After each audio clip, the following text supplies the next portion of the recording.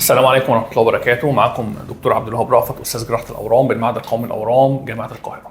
استكمالا عن حلقات التوعية اللي بنتكلم فيها عن الأورام على قناتنا على اليوتيوب، الفيديو النهارده إن شاء الله هنستكمل فيه الإجابة عن بعض أسئلتكم اللي منتشرة ما بين مرضى الأورام على وسائل التواصل الاجتماعي.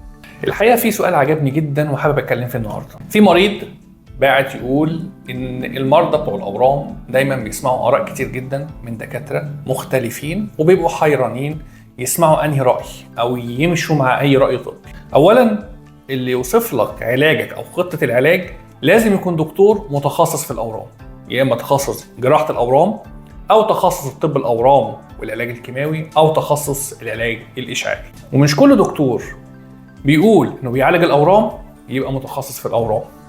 مثلاً السادة الزملاء الأفاضل تخصص الجراحة العامة غير مصرح ليهم قانونيا ان هم يعالجوا الاورام، وده مش كلامي، ده كلام نقابه الاطباء. انا كجراح اورام لو جات لي حاله التهاب في الزايده او جات لي حاله حصوات في المراره، ما انا اقدر اعملها بس ما بعملهاش، ما باخدهاش فوق الشروه. ليه؟ بحولها لاهل التخصص، بحولها لزميل فاضل تخصص الجراحه العامه يكون طبعا موثوق فيه. نفس الكلام لو جات لي حاله طهاره بحولها لزميل فاضل تخصص جراحه او اطفال يكون موثوق فيه برضه.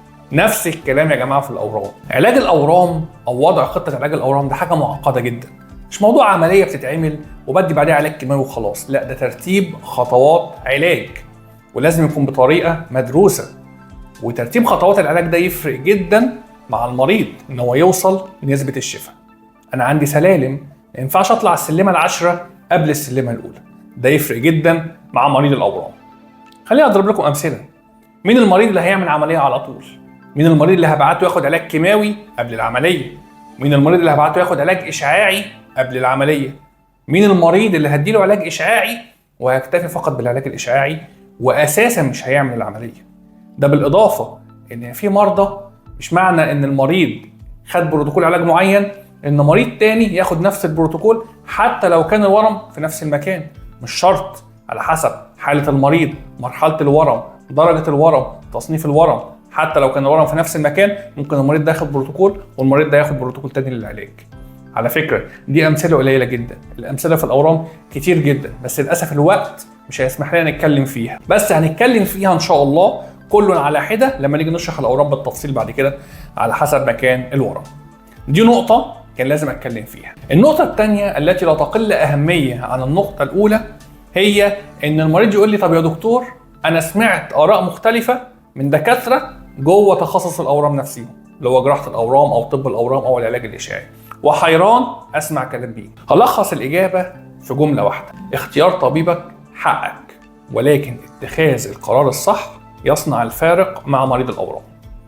من حقك كمريض اورام انك تختار الدكتور اللي هتتعالج معاه، من حقك كمريض اورام انك تختار المؤسسه او المكان اللي هتتعالج فيها.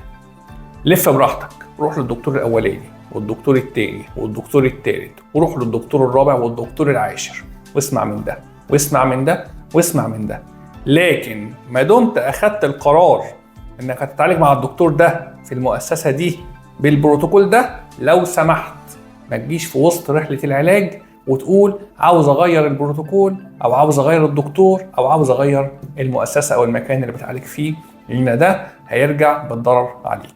أتمنى إني أكون وصلت المعلومة لحضراتكم بشكل وافي، وربنا يتمم شفاكم على خير جميعا.